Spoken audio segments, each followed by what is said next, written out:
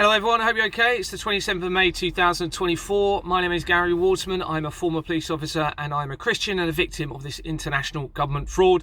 Now, there's loads going on at the moment that I'm involved in. There's international groups having meetings and my main priority and concern at the moment is the 5G network system and potential directed energy weapons that appear to have been integrated into those systems, and also potentially the ULEZ low emission zone cameras around the city. So that is now my priority. I'm in touch with, as I've said, people internationally.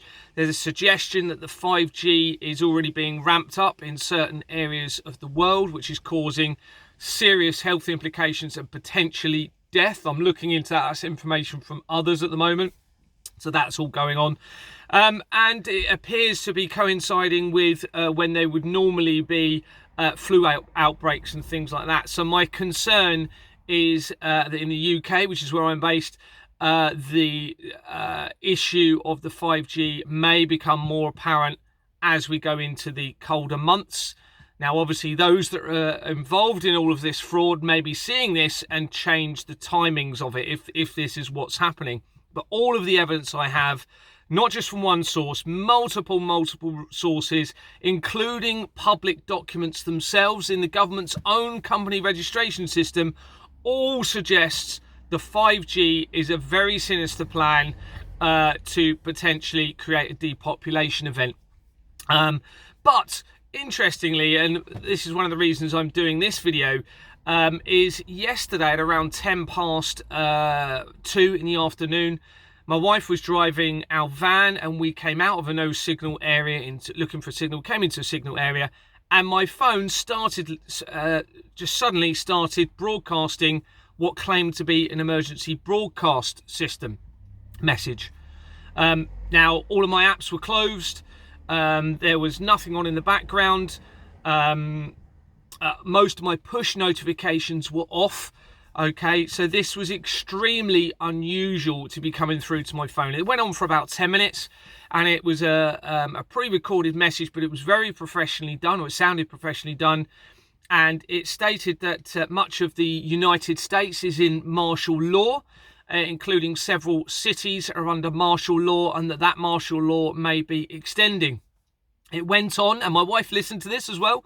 Unfortunately, I didn't record it, but it went on and it said that there would likely be an internet blackout for up to 10 days with no internet.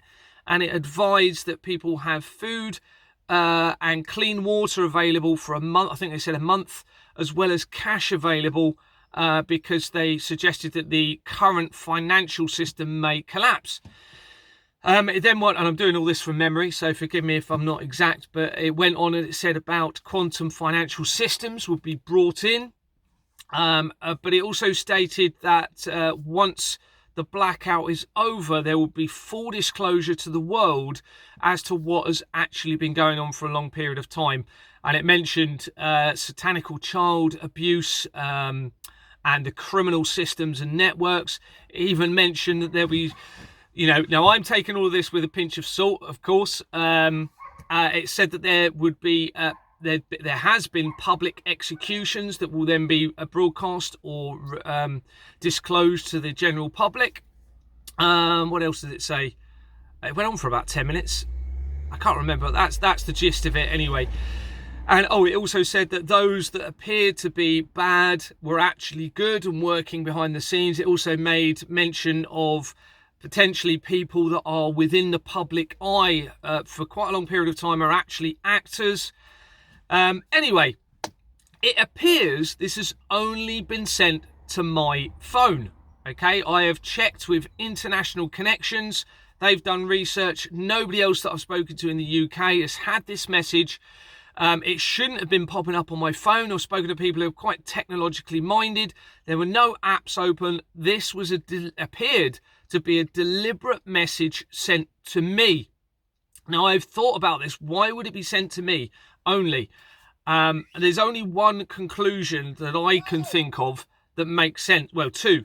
One is that it is sent to me to publicise it, to maybe try and undermine me in some way. Number two is that it sets up the removal of myself through some sort of sinister means. Now, I suspect that there's already been an attempt on my life, and you can look at that in my Rishi Sunak video, part 7, and I suspect with the evidence or the information around that was the case. Now, this emergency broadcast, to me, has set up the ability to stop my internet, to be able to disclose whatever is happening to me or this fraud, but also explains a potential public execution against me as well. So the reason I'm broadcasting this is because if that is their plan, I'm hoping that it will then foil that plan. And this is what I've been doing all along. I've been preempting from the evidence that I've got what they may be planning, broadcasting it, publicising it early, and I'm seeing that it's changing what I suspect they're doing.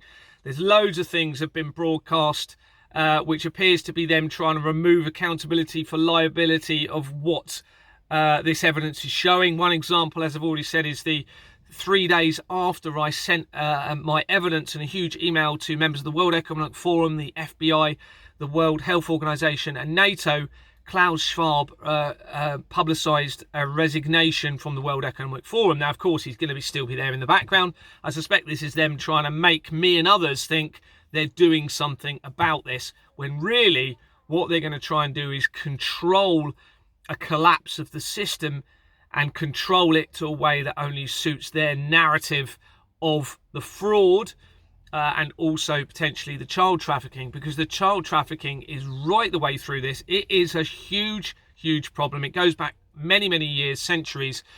And I suspect that is what they're actually trying to do. And they're going to bring in, I suspect, the digital currency system, which means everyone is in full control and anyone then cannot really oppose any criminal government, so well, they can't oppose it so easily.